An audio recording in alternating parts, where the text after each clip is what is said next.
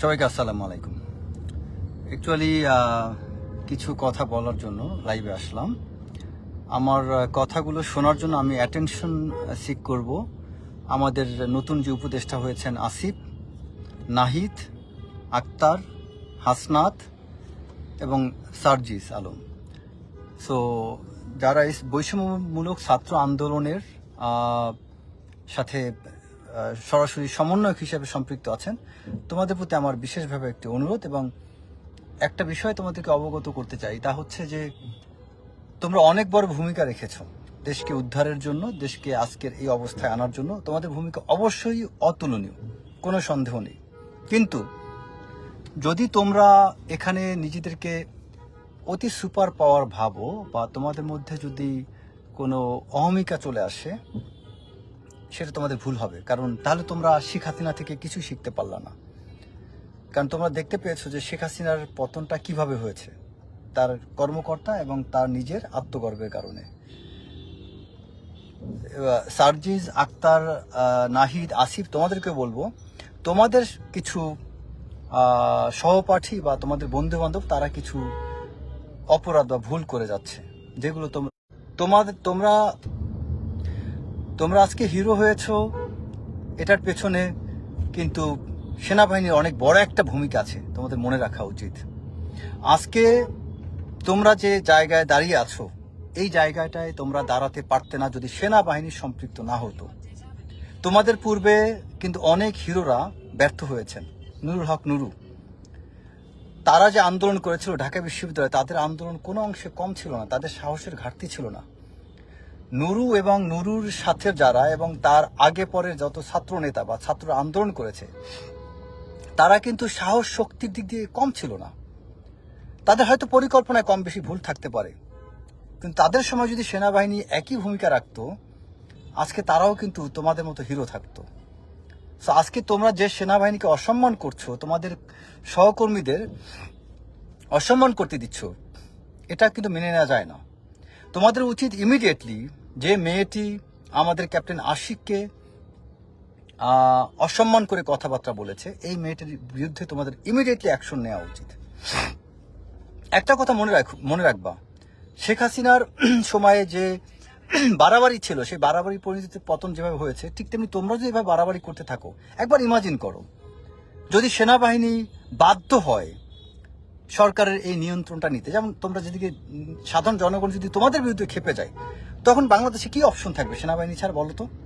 তোমরা তোমাদের এইসব স্টুডেন্টদের দ্বারা যদি লোকজন অত্যাচারিত, নিপীড়িত, অপমানিত হতে থাকে, তখন বাংলাদেশের লাস্ট রিসোর্ট কি থাকবে? লাস্ট রিসোর্ট থাকবে একমাত্র সেনাবাহিনী। সেই সেনাবাহিনী যদি সত্যি করতে অ্যাডমিনিস্ট্রেশনটা হাতে নিয়ে নেয়, তোমাদের পায়ের নিচে মাটি থাকবে তখন? ইমাজিন করে দেখো তো।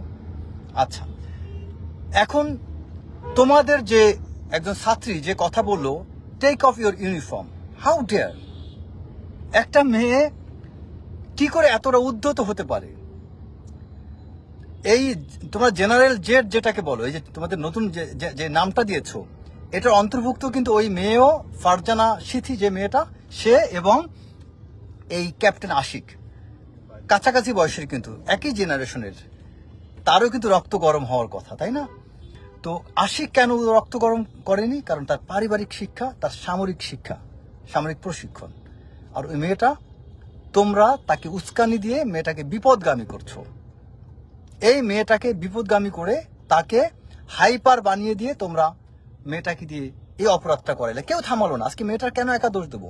একটা মানুষ মেয়েটাকে থামাতে গেল না, তামাশা দেখছে। সার্কাসের বানরের মতো মেয়েটা লাফাচ্ছে আর তোমরা তামাশা দেখছো। এখন পর্যন্ত মেয়েটার বিরুদ্ধে কোনো অ্যাকশন নেওয়া হয়নি। এটা আসলে সত্যিকার অর্থেই মানে খুব লজ্জাজনক ঘটনা। একটা মেয়ে কি করে বলতে পারে টেক অফ ইউনিফর্ম?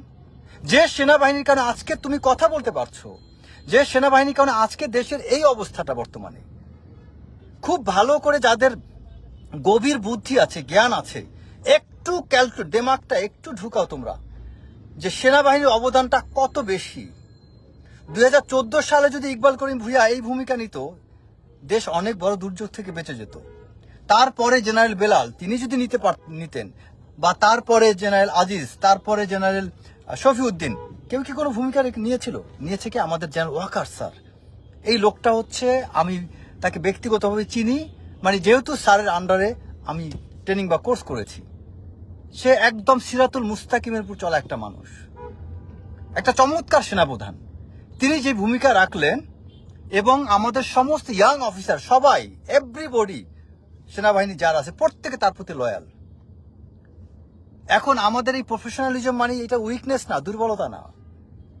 আমাদের প্রশিক্ষণ আমাদের জন্য দুর্বলতা না।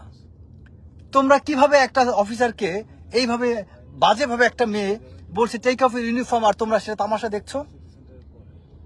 সেনাবাহিনী কি এত দুর্বল ভাবো তোমরা? এত দুর্বল? একটা দুইটা ভুল আমাদের সেনাবাহিনীর মানুষও করে, তোমাদের মানুষও করে। আমি সবাইকে এই জন্য ব্লেম দিচ্ছি না।